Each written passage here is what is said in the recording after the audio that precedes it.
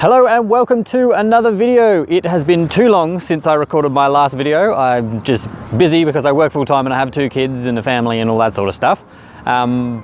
So I've decided I'm just gonna do it. So I'm doing it.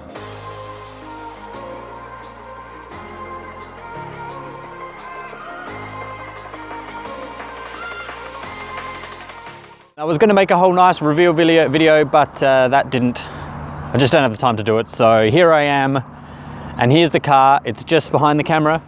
I purchased the car in Queensland. I live in South Australia, and it was just, transporting a car is not as simple as I was expecting it to be, due to the fact that all the transport companies require a minimum of 150 millimeters ground clearance, and this car only has 130.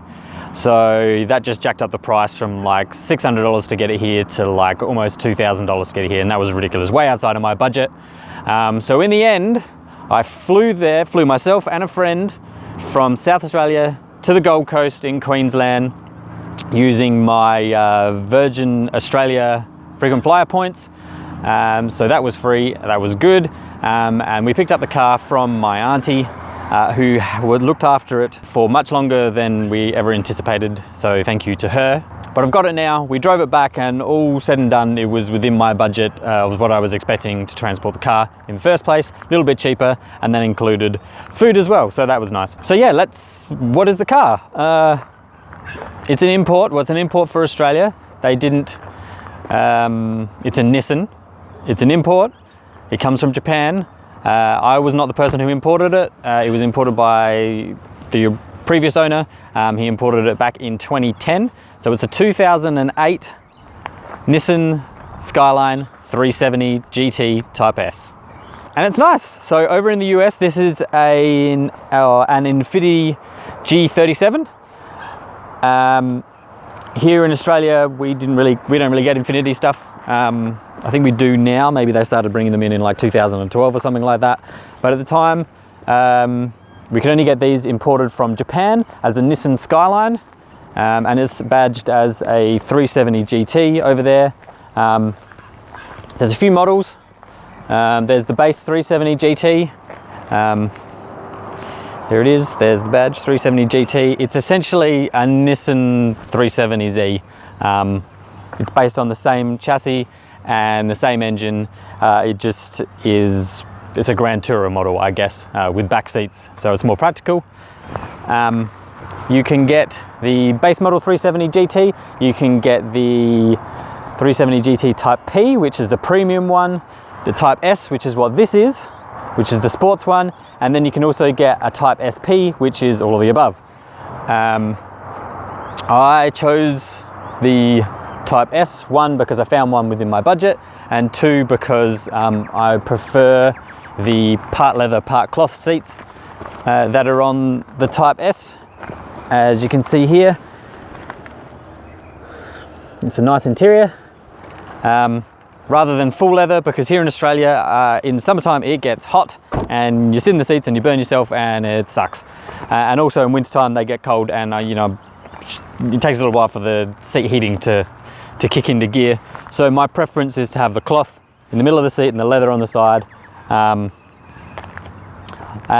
because it's more comfortable, I find, and it holds you in the corners a bit better. You're not sliding all over the place. So yeah, this is what I got, and I really like it. I was expecting, when I sold the RX-8, the reasons were low torque, all that sort of stuff. So this has got a 3.7 litre naturally aspirated V6. It makes 230-ish kilowatts at the crank. And it's a sports model, so it has an all-wheel steer system. So the rear wheels will steer slightly in the opposite direction in cornering, and it is brilliant.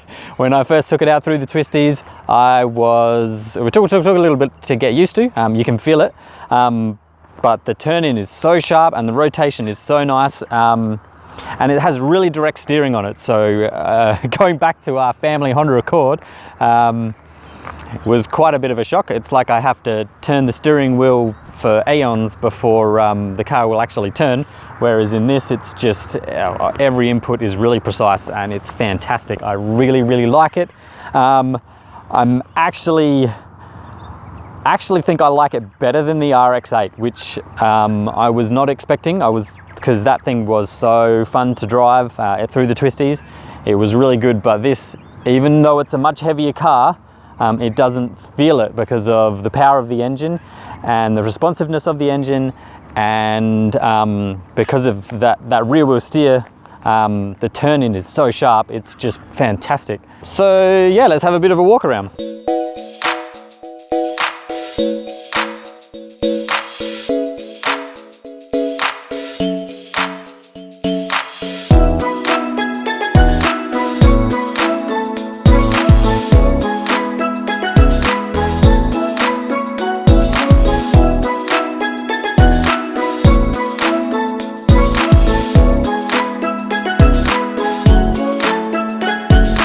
As you can see, it's in desperate need of a wash, but like I said, I just decided I'm just going to make a video, even though, you know, I would like to wash it first normally, but whatever. And if you're wondering what these things are just here on the front, they are called, well, some people call them screamers, some call them roo shoes, but they're just stuck on there with some double-sided tape, and air passes through here and comes out the bottom, and it screams essentially. It's too high pitched for the human ear to hear, but kangaroos and wild animals out in the wild, they hear it ahead of time and they run away so that they don't run across the road when you're doing country driving in Australia.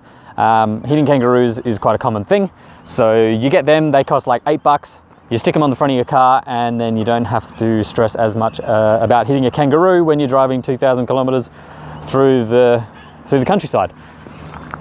They don't look that great. I'll get them off eventually. This one has on it the sports grille. I put that in air quotes because I don't think it looks pretty nice. The previous owner purchased it from Nissan. He obviously preferred it. Some people prefer it. I have a friend of mine who thinks it looks good. I'm not the biggest fan of it. I prefer the original grille, which thankfully the previous owner has, or had. So I have that now, and I will be putting that on at some stage once I figure out how to do it. So look forward to a video on that. You probably may have also noticed, or may not have noticed, this along here, which goes all the way up and along, and it's covering the front. That's called a clear bra. It just protects the front from muck and dirt and rocks and stuff splitting up, which I was really happy to have on my trip back from the Gold Coast, because there's just so much crap just got kicked up on the car, and I haven't really seen a reason to take it off because you can't really notice that it's there. Let's have a look on the inside. Why not? Let's have a look on the inside.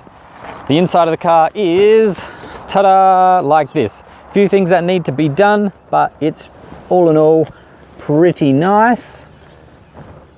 It's got the Japanese head unit, so everything's in Japanese, and it's got Japanese maps, and when I drive around and turn the navigation on it, I'm in the ocean. That's where the baby seat will be, so that's what that is there. That's just a protector for the seats, for the baby seat. And then there's a little Boxster going past. Very nice, in white. A couple of things that I need to do on it is, you can see here, this is all coming off. I think this looks like the same stuff that they had in the inserts of the 370Z that I had, and that stuff just is terrible, just comes off. So I'll look into that. I might wrap it in some like carbon fiber style 3M wrap or something along those lines is what I'm thinking. Yeah, what else can I think of? Would you want to look under the bonnet? I mean, why not? It's got an engine. Let's have a look. There it is. Oh, check it out. I got a friend, a leafy bonnet. So there it is. Like I said, V6, naturally aspirated, 3.7 liters, 230-ish kilowatts. I'll have to double check that. And it goes light stink compared to, it's much quicker than the RX-8.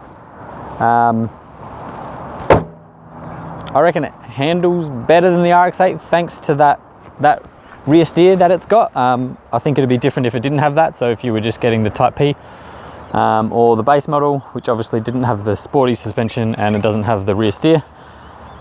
Yeah, let's start it up. Push button start, so foot on the brake, push the button.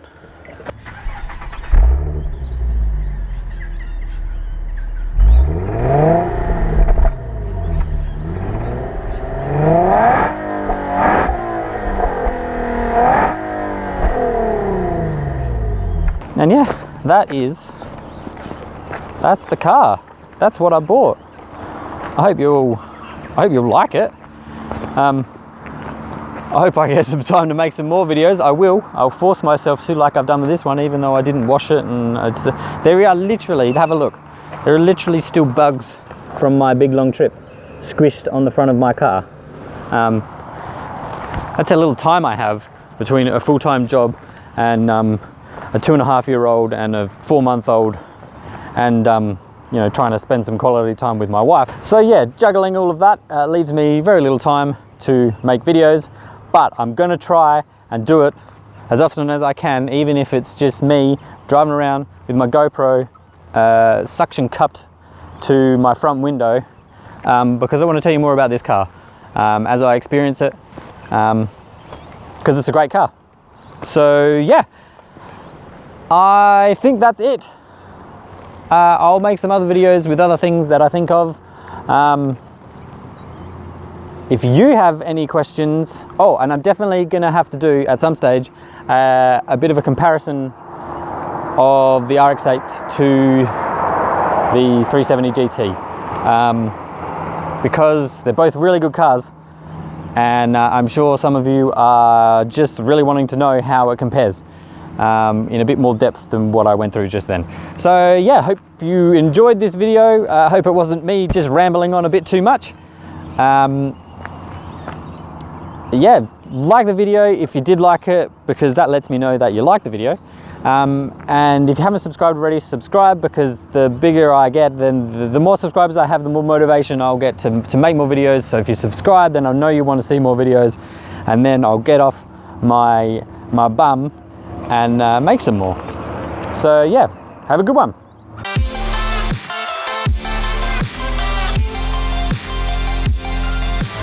The perfect weekend car.